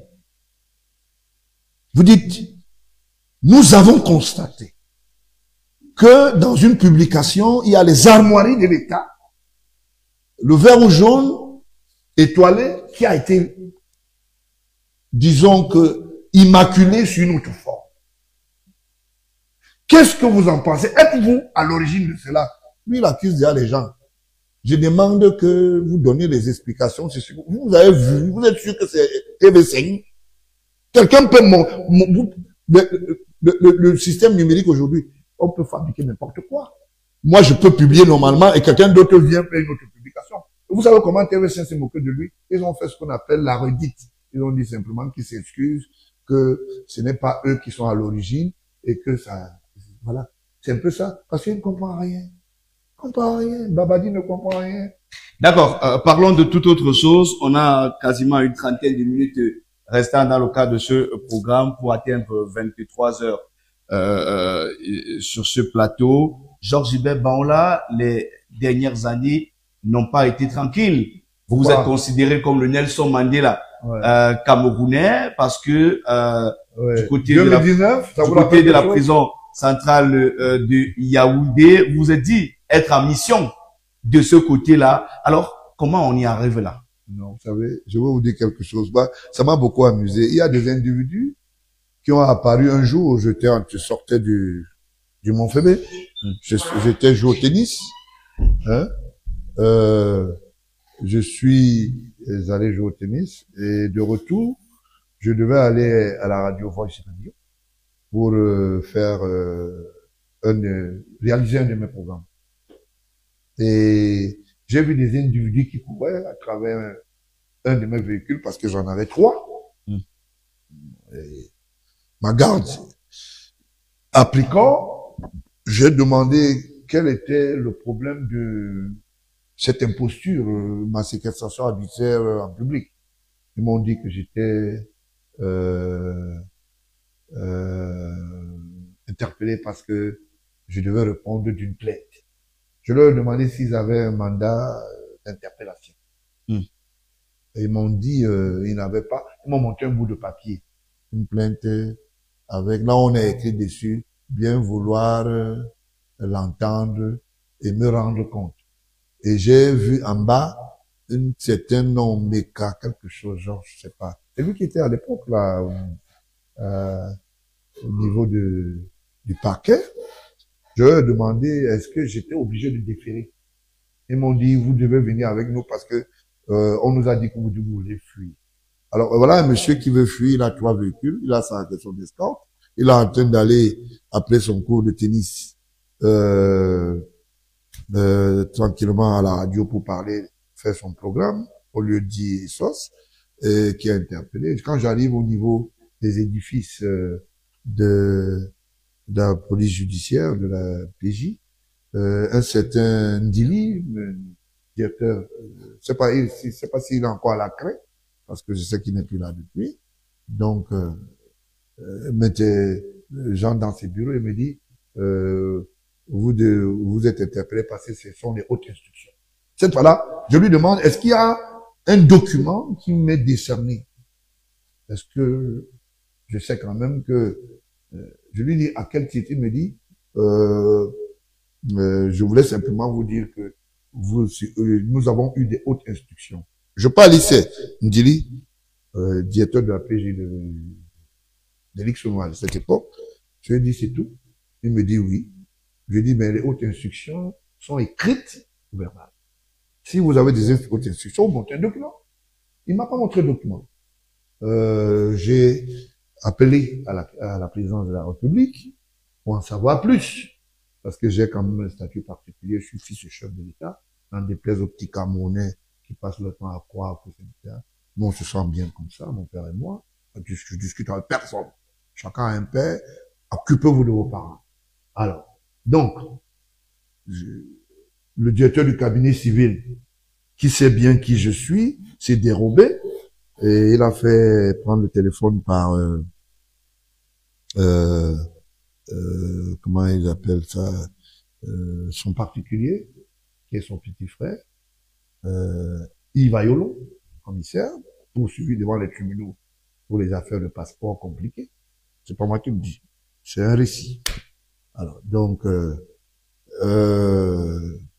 on me pose la question, je demande, qu'est-ce que je fais là? Non, grand frère Wemna, vraiment, on est en train de vérifier, on vérifie quoi? Je suis là pourquoi? Le directeur dit, je suis là pourquoi? Non, ce sont les hautes instructions. C'est tout ce qu'on m'a dit. Après, j'ai vu un monsieur qui est entré, on m'a dit, c'est le commissaire, et il y a un autre qui est d'abord allé, qui est venu vers moi au collège, le commissaire au collège, je sais pas s'il vit encore, il perd son âme. Il me dit vraiment non, tu sais, il faut être calme. J'ai dit mais je suis calme, moi je m'en fous, je m'oppose rien du tout. J'ai pas voulu, j'ai rien fait. Alors, le commissaire est venu m'écouter et tu sais qui ont choisi à côté? La petite nièce de Amourou Beninga, qui est inspecteur de police. Elle était bizarrement ce jour-là, elle vient s'asseoir à côté du commissaire qui est en train de m'attendre. Je lui ai dit, mais monsieur, la discrétion quand même de l'audition. Mon avocat est venu, mais j'ai demandé, et cette personne c'est qui? Il me dit, non, ça va. Vous savez, à l'époque, Jean-Pierre Amourou Beninga jouait avec des guignes. Il manipulait les forces de l'ordre comme il pensait, mais heureusement, le vieux Mbarga, le délégué général à la Sûreté nationale, ferme et avec plein de convictions, parce qu'il voulait bien en savoir plus qui est ce monsieur. Alors, j'ai dit, mais je ne peux pas me faire entendre devant la jeune dame. Elle dit, non, c'est elle qui plutôt, de temps en temps, regardait ce que le monsieur a tapé sur son ordinateur. Moi, ça m'a fait rigoler. Après, avant la fin de l'audition, j'ai dit, mais cette dame ne peut être qu'une intruse. Je n'ai pas fait 5-10 minutes, on est venu me dire, après l'audition, que c'était la petite nièce de Jean-Pierre Amourou. C'est inspecteur de police, c'est de grade. Il portait une tenue d'apparat, la tenue bleue. Et après, j'ai commencé à entendre des histoires de envoie 500 000. Non, le gibier, il est déjà dans la cage. Envoie 500 000. Apparemment, l'argent était dans un circulaire entre Orange. Et nous avons fait nos enquêtes à nous. À l'époque, on sait qui a envoyé cet argent et à ceux qui voulaient avoir de l'argent à travers ma tête. Donc c'est un peu ça, je me suis posé des questions. Après, dans la plainte, je trouve que c'est la diffamation. On dit que j'ai diffamé Amourou Beninga et 27 autres personnalités, parmi lesquelles le ministre de la Justice, Kavayege, telle personne. Je dis, mais tout le monde est plaignant là ou bien c'est le seul? On dit non, lui il est venu se plaindre et c'est sa plainte qui est prise en compte. Je dis, mais tous les gens qu'on cite là, il faut qu'ils se fassent entendre, qu'il y ait quand même ce qu'on appelle des échanges contradictoires, des histoires. Ça s'est pas passé. Après ils m'ont dit, bon écoute, vous allez attendre. J'ai dit non, je suis pas là pour attendre. J'ai dit, je ne reconnais pas les faits qui me sont reprochés. J'ai signé.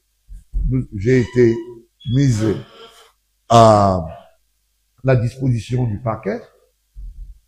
Et j'ai trouvé un certain monsieur Ngo là-bas. bon, que j'ai trouvé un peu moins gentil. Et tout le monde fermait les portes. On m'a amené d'abord au niveau du secrétariat du procureur de la République à l'époque, Meka. On a trouvé toutes les portes fermées bizarrement. Apparemment, quand on partait déjà de la PJ, il était 16 heures, mais moi, je sais que le parquet ferme après. Bizarrement, il n'y avait plus personne. Ça m'a fait rigoler. Et le gars a dit, bon, il va dans le Ngola, qui est magistrat, il est maintenant à Ezeka. Parce que moi, j'ai des suivis, hein. Il est maintenant à Ezeka. J'espère qu'il comprend de quoi il s'agit. Donc, il ouvre la porte, il me dit, attendez un peu. J'étais avec les gars de la DPJ, puisque je suis déféré. Bon. Arrivé là-bas, je me retrouve, il me vient, il me dit, on peut pas vous recevoir aujourd'hui. Ah bon? Moi, j'ai fini de me faire entendre. Moi, j'ai pas de problème. Non. Vous allez rentrer, on va vous ramener. Il avait l'air très regardé, ce monsieur. C'est comme ça que vous dormez à la police judiciaire? Non. J'arrive à la police judiciaire. Je vais vous raconter une histoire qui m'a paru. On m'envoie un individu qui est un homme en tenue, qui a la gendarmerie, je ne vais pas donner son nom, parce que c'est quand même un neveu, qui vient me dire que le procureur des cas dit qu'il faut que je rentre chez moi. Je dis, ah, là, c'est autre chose. Je suis sous bain de justice. On m'a arrêté avec la télévision. Vous me demandez de rentrer, alors que Vision 4 en a fait un boom. Non, j'ai dit, non, je bouge pas. Ah non, tu sais, il faut te calmer. J'ai dit, je ne bouge pas. J'ai été clair dans ce que je disais. D'accord? Et quand j'ai dit, je bouge pas, bon, j'attendais le retour. Le directeur adjoint de la PJ est venu. On a échangé un peu. Le chef Cyr, je crois, le chef Cyr, d'autres venaient me donner des conseils. Oh, tu peux arranger ça. Tu sais, quand Mobiliga est fort.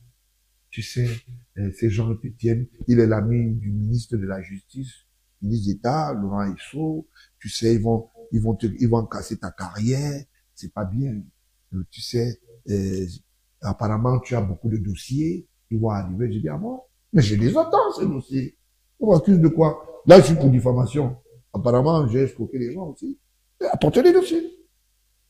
J'ai pas vu les dossiers. On a parlé également dans certaines presses, voilà. On parlait des loyers impayés, 46 mois de loyers. Oui, mais les 46 mois, je voulais qu'on vienne me les prouver là-bas. Mananga a fui. Il est parti à Paris. J'ai sorti le gros dossier. J'ai dit, voici. Vous ne vous reconnaissez pas? Il te connaît. J'ai déposé le dossier là, dans le bureau du chef Si. Ils ont ça là-bas à la PG jusqu'à maintenant, ils ne peuvent pas dire. Puisque c'était la deuxième plainte apparemment. Et ils se sont accopinés avec le vice-président de la République à l'époque, Amouk Bilinga, pour faire le manège. Mon assistante est allée prendre le document, elle a remis le document, on a dit voilà toutes les preuves, nous sommes au tribunal, c'est des conneries ça. Moi je ne vois rien moi. Comment vous vous retrouvez du côté de la prison centrale de Coligny? Laissez-moi vous parler. Allez-y. J'arrive, je dis je bouge pas. Après, le lendemain on me dit bon écoute, on va t'entendre encore. Je regarde ce monsieur, je dis mais ton problème c'est quoi? Je vous dis je ne connais pas les faits. Non, si vous faites pas, on va vous poser encore des questions. Je dis mais je vous dis quoi? Vous avez dit que j'ai diffamé. Moi je dis que je ne le connais pas. Ah, il y a des vidéos. Ils prennent une clé. Ils disent que ils ont pris les vidéos dans les réseaux sociaux. Et voilà la preuve. Je leur ai posé une question. Ces vidéos dont vous avez pris ont été estampillées comme corps du délit ou pas. Ce monsieur dit qu'il ne comprend pas français. Je dis, mais je vais vous demander, est-ce que vous avez constitué ça comme le corps du délit? Ça veut dire que il y a eu un constat. Vous avez fait une expertise pour savoir que c'est monsieur Baola qui est auteur de ces images et du vocal. Il commence à me dire que non, lui ne fait que son travail. J'ai dit, mais voilà. Donc ça veut dire que quelqu'un peut fabriquer quelque chose. On vous colle ça sur le dos. On connaît la numérique aujourd'hui à plusieurs logiciels. On vous colle ça sur le dos. J'ai dit, mais c'est ça le corps du délit? Il dit, oui, c'est le corps du délit. J'ai dit, vous avez la preuve que c'est moi qui suis à l'origine. J'ai fait l'interview. Et quand j'ai fait cette interview, ce que moi j'ai dit, ce n'est pas ce qui était dans leur clé. C'est ce que eux, ils ont fabriqué avec Maître Tchoumbran. Donc, je lui avais dit, cher ami, Amougou ira en prison parce que c'est un délinquant. On ne pouvait pas salir le fils de l'État et je suis l'aîné d'une famille. Et c'est comme ça que c'est cette corde, c'est cette clé qu'on a ramenée. Et il y a un certain Onana, je ne sais pas, il est magistrat, je sais pas, il vient me dire, vous reconnaissez les faits, je dis, non. La loi des Babari, ils ont leur machin, je vais regarder, je lui ai dit, monsieur, je vais vous poser une question. Il me dit oui. Vous avez le corps du délit? Il dit, oui, mais on a une clé. Je lui dis, cette clé est scellée. Parce que quand vous interpellez quelqu'un sur le plan d'image, ou vous êtes interlocuteur sur la numérique, il faut qu'il y ait une expertise au départ. Qu'on prouve d'abord que les images et tout ce qu'il y a comme, comment on appelle ça, éléments là-dedans, c'est vous qui êtes à l'origine. On peut pas venir interpeller les gens comme ça. Il me dit, non, c'est ce qu'on a, on vous reproche. J'ai dit, ok. Signez ici. Je signe, je dis, je signe quoi? Bon, vous allez aller en prison. Je dis, ah, mais je t'ai préparé, monsieur. Je savais que c'est ce que vous voulez. Allez, j'ai signé. Vous savez comment ça se passait? Comme il y avait de la masse dehors, et ma famille, ils m'ont fait sortir par le palais de derrière. Je suis entré dans la voiture d'un petit monsieur qui travaille là-bas au parc, je sais pas s'il est encore là-bas, du Corona, je sais pas quoi. Je suis allé là-bas. Et quand je passais dans le véhicule, ma famille n'est pas au courant que c'est moi qui passe. On m'amène, on me fait contourner à Vombi, on m'amène à Yéné, on va derrière la prison, je me retrouve à la prison centrale. Ma famille n'est pas au courant que j'ai été déposé. Seul mon assistante qui m'a vu, par curiosité, elle dit, bon, j'arrive là-bas. Je dis, bon, mais, les deux sont scellés. Il y a un jeune qui faisait un peu de la maroquinerie, là, il joue les grands minutes. Je vais aller. Je dis, calmez-vous, monsieur. Vous ne pouvez pas vous amuser avec un leader qui combat pour un pays. J'ai dit, ok. J'ai assumé. Vous vous retrouvez en prison? Oui, je me retrouve à la prison centrale. Ma famille me cherche quand je m'en suis, hein. C'est quelques minutes plus tard qu'ils s'en rendent compte que, bon, ok. Oh, ben. Vous y passez 2 années? Oui, naturellement, conséquemment. Je ne peux pas vous dire que si je les ai passés avec beaucoup d'arômes, pas. Bon, je peux vous dire que j'étais quand même sécurisé. Il y avait des gens qui avaient les hautes instructions de me sécuriser parce que ma vie était en danger. J'avais eu un entretien particulier, je voulais restituer la République, principalement mon père, le chef de l'État, pour lui dire que ça m'a beaucoup honoré. Parce qu'il sait que je ne suis pas un brigand.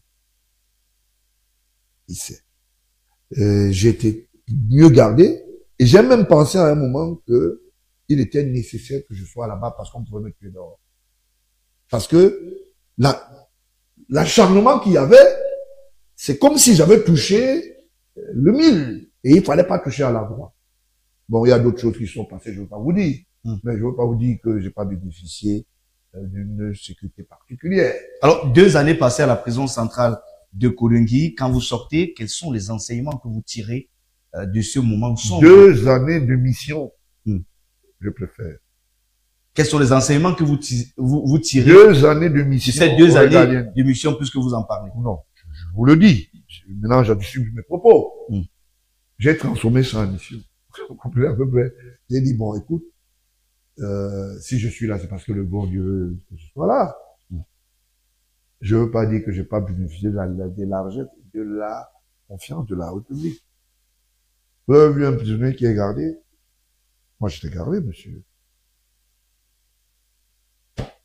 Ça ne souffre d'aucune contestation. Alors la marche républicaine a commencé pour les autres. Quand vous sortez, qu'est-ce que vous dites au moment où vous sortez? J'ai dit que j'étais un chat qui avait des griffes et qui peut sortir ses griffes quand il faut. Et j'ai dit dans un média, pour ne pas le citer, c'était comment ils appellent ça, Le premier plateau, du moins, que vous faites lorsque vous sortez, c'est Canal 2. Canal 2. J'ai dit à Rodi que les gens vont empathie, parce que c'est pas normal. D'accord? Et je ne me sens plus pas dans la faute. Je crois que j'avais posé des actes, mais je suis resté dans mon deadline. Si je ne serais pas en prison, peut-être serais-je jamais. Parce que la violence avec laquelle tout se faisait, s'est fait ce jour-là. Je sentais qu'il y avait quelque chose qui n'allait pas. Et je voulais dire à ceux qui ont concouru, naturellement avec mon père, le président de la République, chef de l'État exécutif, merci. Parce que je ne serais pas en train de parler aujourd'hui. Donc, la cuite, je me suis fait... Les gens ont tenté de m'empoisonner plusieurs fois en prison centrale. Il y avait des manipulations, des machins. Mais je faisais attention. Même si on regarde, on ne va pas regarder aussi la cuillère que vous allez mettre dans la bouche. Il faut que je mange, c'est normal. Il faut que j'ai mon quotidien. D'accord? Donc, je suis resté et j'ai accepté. Mais je leur avais dit quelque chose. Vous allez gérer le retour. Parce qu'il y a l'aller, il y a le retour. Dans un match, il faut savoir que il y a l'aller. Ça se joue aller-retour. Et aujourd'hui, je peux même aller plus loin. L'enquête avait été confiée à quelqu'un qui est aujourd'hui en prison, Eco, qui a balayé ça de la main. Et il a sollicité que moi je lui donne mes informations à moi. Mais celui qui lui avait donné les hautes instructions, il l'a pas respecté. Il a plutôt pris mes informations pour aller faire le cul de sac pour être avec ceux qui se reconnaissaient sur la ligne 94, 57 et autres. C'était le marchandage. Et je parle, il me suit. Je suis Eco. Que je connais très bien. Donc j'ai été très proche, peut-être familièrement. Vous comprenez à peu près. Donc c'est autant de choses. Hein? Et je suis resté dans la fermeté de la vérité. Et quand je suis allé au tribunal, j'ai même dit au juge que ceux dont vous avez dit qu'ils sont forts aujourd'hui, que nous vont tomber. Et ça, c'est devant votre tribunal ici.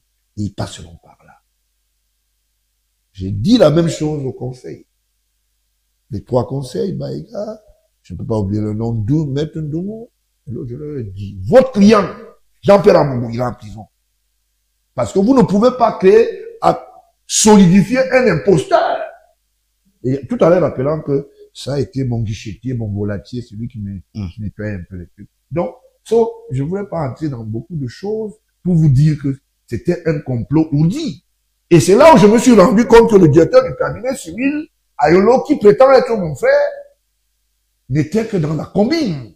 Vous savez ce que monsieur le directeur du cabinet, il est entré dans ma famille. Bilet, ça veut dire que, en attirant ma famille pour leur faire comprendre qu'il me protégeait alors qu'il m'a jamais protégé. D'accord, c'est entendu. Georges Gilbert Baola, on aborde là les 10 dernières minutes de ce programme. On sera quasiment à 23 heures. Alors, la dernière dorsale de ce programme, on vous proposera tout à l'heure quelques photos et vous collerez justement un commentaire sur chacune de ces photos. Mais avant justement qu'on arrive à ce moment, parlons de la vie de Georges Gilbert Baola au-delà de tout. Georges Gilbert Baola est connu pour cette personne-là qui aime un peu ce qui est luxueux, dans de grosses voitures. Beaucoup s'interrogent justement où est-ce qu'on prend tous ces moyens pour s'acheter tous ces bolides. Vous demandez à un armurier, quelqu'un qui est dans les affaires, comment il fait pour acheter ça? Je les achète parce que je travaille. Les gens qui savent que je travaille, connaissent les origines de mes biens. Moi, je n'ai jamais été dans une histoire de replâtrage de caisses de l'État. Pas du tout. J'ai toujours travaillé pour gagner ma vie. Et le plus durement possible. C'est l'éducation que ma mère m'a donnée et que mon actuel père m'a toujours donné. Il m'a toujours dit, il faut travailler. Et je n'ai jamais été aussi ossifié, comme les gens disent, un certain nombre de choses. Si je voulais me comporter en fils du chef de l'État, je vais vous dire quelque chose. Allez-y. Je ne serais pas en train d'aller ce qu'on appelle curer dans les quartiers pour écouter les autres.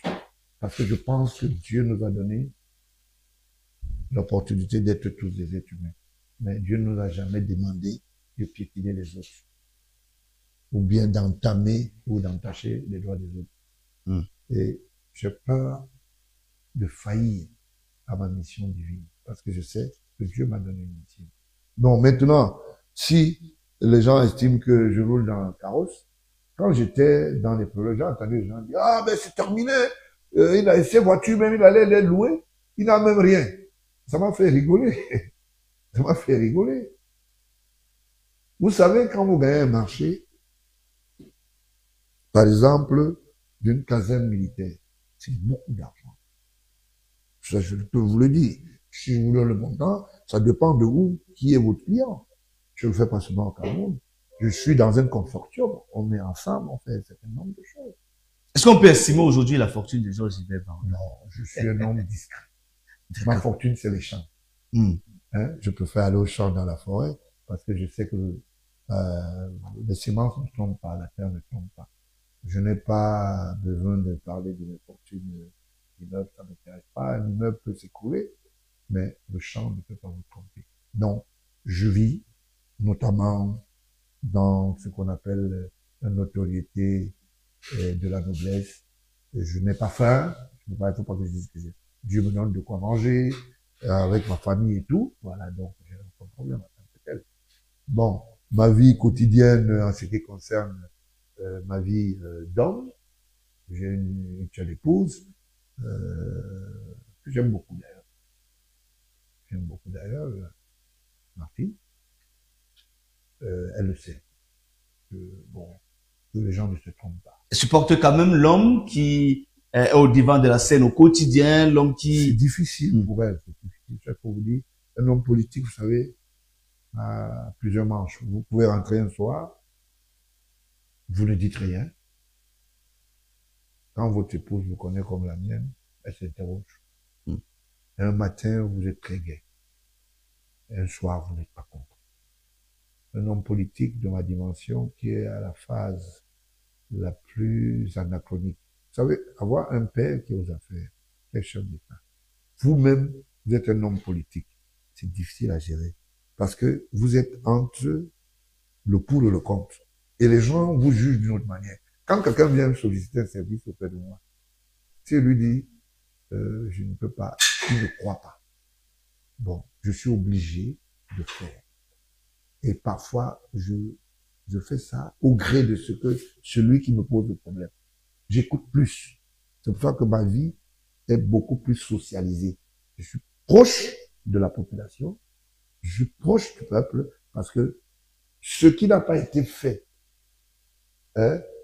ailleurs, si je peux le réparer auprès de ceux qui en ont la compétence de le faire. Il y a des dossiers parfois qui me parviennent où c'est la décision du chef de l'État qu'il faut. Je lui fais parvenir le dossier. Il en juge l'opportunité. D'accord. De donner un avis favorable. Et je crois que jusque-là, c'est pas assez difficile. Mais vous savez, il faut beaucoup encourager nos épouses, nous qui sommes les hommes politiques, parce que c'est difficile. Parce que pour une épouse politique, c'est vrai, mais à mon niveau encore, c'est plus difficile. Je voulais dire à ma femme que beaucoup de courage, je t'aime beaucoup. Voilà. D'accord, on va vous proposer quelques images et vous allez coller un mot sur ces images. On prend la première image du côté de la réalisation.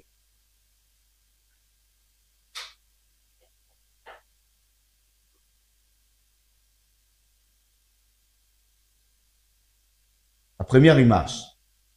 Là, c'est mon épouse. Nous sommes en Europe. Nous étions au camp des couleurs de, je voulais dire, ceux qui ont laissé la verdure du patriotisme en France. Vous voyez, quand je vois ça, vous imaginez une femme avec un homme comme cela.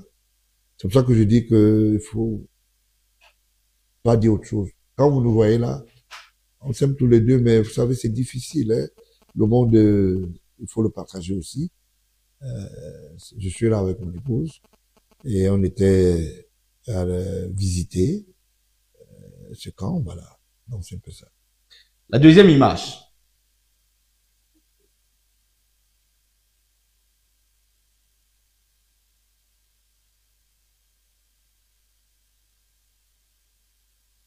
Là, nous sommes euh, au Qatar. Ça, c'est Dubaï. C'est Dubaï.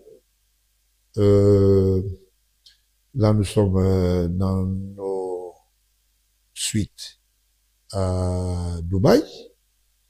Et nous étions sortis pour une réunion avec un certain nombre de personnalités en ce qui concerne les opérateurs économiques. Nous avons rencontré là-bas. Là, on est au retour. On prend un peu d'air, voilà, donc c'est un peu ça. Vous voyez. Elle a été toujours un soutien indéfectible pour moi. Vous savez, hein, c'est quelque chose de remarquable que vous faites. Je vais dans la télévision, mais beaucoup de gens n'ont pas pensé à ça. D'accord. Vous savez, c'est ça la réalité de la vie des êtres humains. Savoir qui est derrière soi-même, quels sont, oui, c'est ça. Vous savez, on dit derrière un grand homme, il ne prend pas. Hein. Donc c'est un peu ça. Voilà. La troisième image.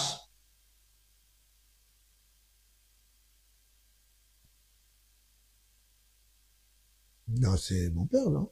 Dans le chef de l'État, Le chef d'État, Chantal Famia, Biya, oui, Samuel Vondoayolo oui. et quelques d'autres personnes qui ne sont pas Franck, qui ne sont pas Junior et pas Brenda. Peut-être vous êtes mieux placé pour Non, déterminer attendez, qui je c'est. peux vous dire la dernière, je vois votre mais il a une pochette assez avariée, quand même. Ça sort beaucoup, ça. J'aime bien le taquiner. Donc, là, c'est Franck. Là, c'est les Légions, si je me trompe pas. Hein. Je ne vois pas parce que j'ai la lumière m'embête un peu.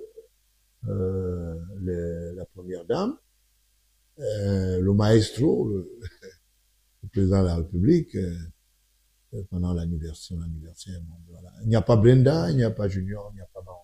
Hmm. Voilà. La dernière image. Georges Gilbert Baola et Samuel Eto'o. Ouais, je voulais, il a ma bénédiction. Vous savez, on ne peut pas ne pas encourager des jeunes. Quand je vois des gens qui disent que, je vais vous dire quelque chose qui va me paraître dur. Samuel Eto'o n'est pas cognasse, j'entends des gens dire qu'il n'est pas respectueux, c'est faux. C'est faux que ça soit son, que ça soit Samuel. Moi, mon jugement, d'accord, ma façon de constater, vous comprenez, ils ont ma bénédiction. Là, on ramène la coupe, hein, je vous ai dit ça. On va ramener la coupe. Que les gens veulent ou pas, c'est le Cameroun qui gagne. On arrête ces histoires de juger les gens en fonction de leur tête. Il fait son temps, d'autres viendront, il n'y a pas de problème. Donc, Samuel Eto'o, il a ma bénédiction. Avec son. Alors, Georges Gilbert Baola, on arrive au terme de cette production. Peut-être avant de vous dire merci, est-ce qu'on aurait omis de vous demander quelque chose ce soir? Non, je suis même très content parce que là, vous avez sorti 2 ou 3 images. Dubaï, après ça, on est allé au Qatar pour la Coupe du Monde. Encourager mon fils Jean-Charles Castelletto. Vous savez, nous sommes très liés. Ne lisez pas beaucoup les histoires de réseaux sociaux. C'est une famille liée. Et je suis très regardé pour sortir par là. C'est un soutien, hein. Vous savez, quand vous avez une femme qui vous encourage, qui vous dit ne baissez pas les bras. Tout ce que je demande souvent, c'est de dire à nos femmes comme ces enfants qui sont vieux et elles doivent nous accepter comme nous sommes. Et je dis encore une fois à la télévision, merci, qu'est-ce que vous avez oublié? Vous avez oublié de mettre docteur. Vous savez pourquoi est-ce que j'aime pas beaucoup vos histoires On l'a fait, c'est bien mentionné à l'écran. Docteur Georges Gilbert Baon. Ah, d'accord, parce que voilà, je crois que peut-être on dit non. Bon, voilà. Je voulais vous dire simplement, en dehors de cela, l'émission a été à la hauteur. Si j'ai oublié quelque chose, la prochaine fois, c'est là la bonne occasion. Et le promoteur de la télévision, je voulais lui dire, beaucoup de courage. Faut pas baisser les bras. Parce que c'est juste qui accompagnent aussi la vie nationale, les télévisions, le personnel, l'expertise et tout le reste. Je dis merci à tous les téléspectateurs qui ont pris de leur temps pour nous regarder au petit écran. Et simplement pour leur dire que le Parti républicain est ouvert à tout le monde. Et nous sommes comme un grenier où on écoute tout le monde. Et nous sommes pour le Cameroun qui construit et non qui défait. Et c'est tout ce que je peux dire ce soir. Alors, docteur Georges Gilbert Baon, on va vous dire merci d'être passé sur ce plateau de Sur Scène. Merci à tous les téléspectateurs qui nous ont suivis tout au long de ces 2 heures d'entretien avec le président du Parti républicain. On se retrouve naturellement vendredi avec un autre invité sur ce plateau. Bonsoir à tous.